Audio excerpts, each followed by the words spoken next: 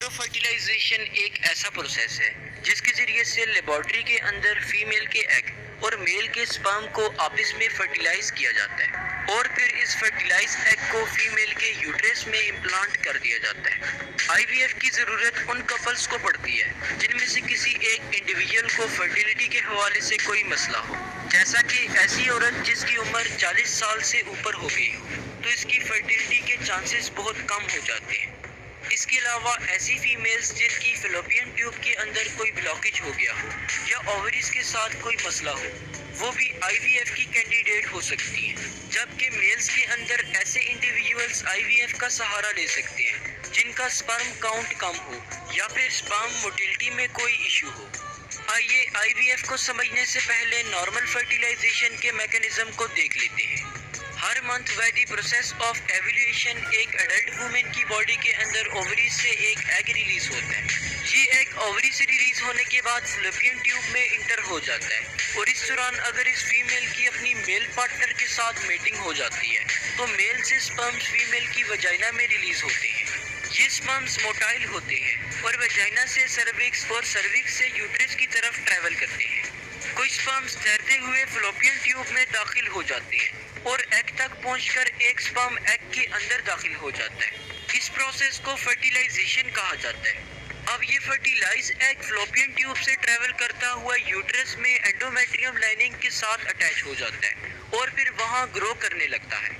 अब जैसा कि हमने पहले डिस्कस कर लिया है कि कुछ वजूहात की वजह से कुछ कपल्स के अंदर नेचुरल फर्टिलाइजेशन डिस्टर्ब हो जाती है, तो ऐसे कपल्स आईवीएफ का सहारा लेते हैं। तो आइए देखते हैं कि आईवीएफ का प्रोसेस कैसे परफॉर्म किया जाता है। आईवीएफ का प्रोसेस 5 स्टेप्स में परफॉर्म किया जाता है। Step number 1, stimulation. आमतौर पर एक फीमेल मंथली सिर्फ एक ही एग रिलीज करती है, जबकि आईवीएफ के लिए हमें मल्टीपल एग्स की ज़रूरत होती है और इसके लिए फीमेल को फर्टिलिटी ड्रग्स दी जाती हैं, जिसकी वजह से मल्टीपल एग्स एक साथ मैच्योर होते हैं। मल्टीपल एग्स इसलिए यूज़ किए जाते हैं ताकि वाइबल एम्ब्रियो डेवलप करने के चांसेस बढ़ जाएं। Step number 2, egg retrieval. इस स्टेप में एक सर्जिकल प्रोसेस के जरिए से मैच्योर मल्टीपल एग्स को एक्सट्रैक्ट कर दिया जाता है, जिसमें आपका डॉक्टर अल्ट्रासाउंड की मदद से एक सक्शन नीडल के जरिए ओवरीज से मैच्योर एग को रिट्रीव कर लेता है। Step number 3, insemination. इसके बाद मेल पार्टनर से सीमन सैंपल को कलेक्ट कर दिया जाता है और फिर टेस्ट ट्यूब या पेट्री डिश के अंदर एग और स्पर्म को मिक्स कर दिया जाता है।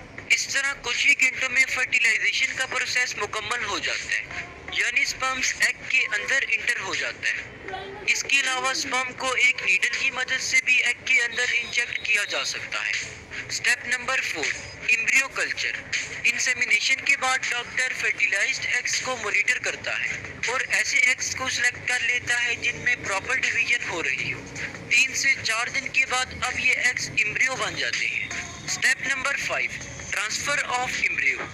अब कल्चर मीडियम से हेल्दी एम्ब्रियो को उठा करके एक चिन कैथेटर के जरिए यूट्रस में इंसर्ट कर दिया जाता है, क्योंकि आईवीएफ के जरिए से एम्ब्रियो इम्प्लांटेशन के चांसेस कम होते हैं। इसलिए अमूमन 2 से 3 एम्ब्रियो यूट्रस में इंसर्ट किए जाते हैं ताकि चांसेस ऑफ प्रेगनेंसी बढ़ जाए और इसी वजह से आईवीएफ के जरिए से ट्विंस पैदा होने के चांसेस भी ज़्यादा रहते हैं। एम्ब्रियो ट्रांसफर करने के 10 से 12 दिन के बाद ब्लड टेस्ट के जरिए प्रेगनेंसी को कंफर्म किया जाता है। तो होप सो आज की इस वीडियो से आपको कुछ ना कुछ ज़रूर नया